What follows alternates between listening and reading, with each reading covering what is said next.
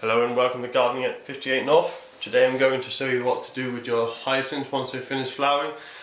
The ones I'm using at the moment are forced hyacinths, which means I force them to flower when they're not normally going to flower, which is the middle of winter. So a lot of people do this for Christmas. It's quite nice to have spring flowers in your house when everything else is not flowering. So it's nice to see a bit of colour and a bit of flower during the winter when everything else is finished. So these are my hyacinths here. I've got 5 bulbs. 3 of them are one variety and they've gone over already. The other 2 varieties here are a bit later and they're still flowering nicely. So the first thing you want to do is when your flowers start to go over, it'll be fairly obvious. They'll look dead basically. They'll go kind of crispy like that. They'll shrivel up. Sometimes go a bit mushy and soft, depends how dry the atmosphere in your house is. But generally they'll go more of a brown colour, like you can see this one over here. This should be fairly obvious. So what you want to do then is you want to cut the flower stalks. Now you've got a few options. I think what the best option is to cut it just underneath here where the flowers are, leaving a little bit of stalk. And the reason for that is because as the stalk dies back, some of that nutrients will be taken back into the plant for more growth this year and also for next year's flowers. So in a few weeks time, when this starts to go yellow, you can then cut it back, right back to where the leaves come out, right down there. I'll just do this one as an example.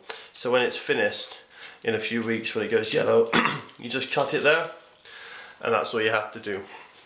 So once you've cut them back, that means that, well, the reason you do that is because if you left them, they will start producing seeds. You can see here that they get quite fat behind the bulbs. And that's because, if I pull this open, you can actually see just underneath the flowers there, if I can get it to focus, you've got some little seeds starting to grow there. And that's not what you want. You don't want it to put any energy into the new seeds. You want the plant to put all its energy back into the bulb, and that way you'll get much better flowering for next year. If it put all its energy into the seeds, the flowers next year will be a lot smaller and not as good. So you want all the energy to go back into the bulb.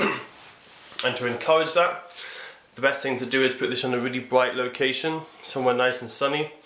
If it's warm enough outside, if there's not going to be any hard frost, you can put it outside. That's probably the best place to put it. These bulbs don't really grow the best inside a house. They're native to the Middle East, areas like Syria, and they flower there in early spring, probably about March time. And even though the Middle East is a hot desert, in that part of the Middle East in the winter time it's quite cold. They get a little bit of snow sometimes, a bit of frost, and it's quite wet as well. So when this is naturally flowering in the springtime, it's probably about 12-16 degrees during the day. Quite a lot of strong hot sunshine though, and quite cold at night and quite a lot of rainfall. So you want to recreate those conditions. So if possible, if it's spring, put it outside. As long as it's not a hard frost, it'll be fine. You can take it down to 0, it can take cold temperatures quite well. You don't want it in very hot temperatures either, but you want to give it full sunshine for it to start recovering, because the more light it gets, the more energy it can put into its bulb and get ready for next year. You also want to give it a balanced feed, because you want to give it all the nutrients that you can so that it has plenty of nice lush green leaves which it will then use to absorb more energy for next year.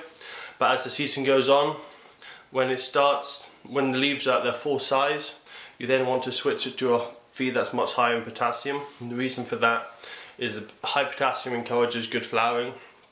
So you want to have a lot of high potassium feed towards the end of its growing season, so that as it dies, at the final stage when its leaves at its full size, it doesn't need nitrogen anymore for its leaves, but it needs all that potassium for its flowers for next year. So you just give it a high feed of that, and then just let it naturally die back.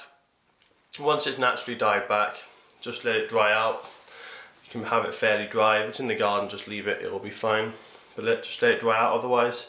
You can then replant it next autumn and give it the cold period like I showed in my previous video, and then just complete the cycle. So that's what you have to do for your hyacinths, and hopefully if you follow those instructions you should have good blooms each year. Now when you buy them from the shop, they've been primed so they'll be perfectly big blooms like this. You won't really expect blooms quite this large again next year, but if you're really good, if you look after it really well, make sure it's got plenty of light, plenty of feed, and the decent temperature probably between minimum of about 3 or 4 degrees, maximum of about 16-18 degrees, and it gets a good long period of strong sunshine, it should build up enough energy in the bulb that you may well have some nice big blooms again for next year. So that's what you need to do to look after your hyacinth bulbs once they've finished flowering.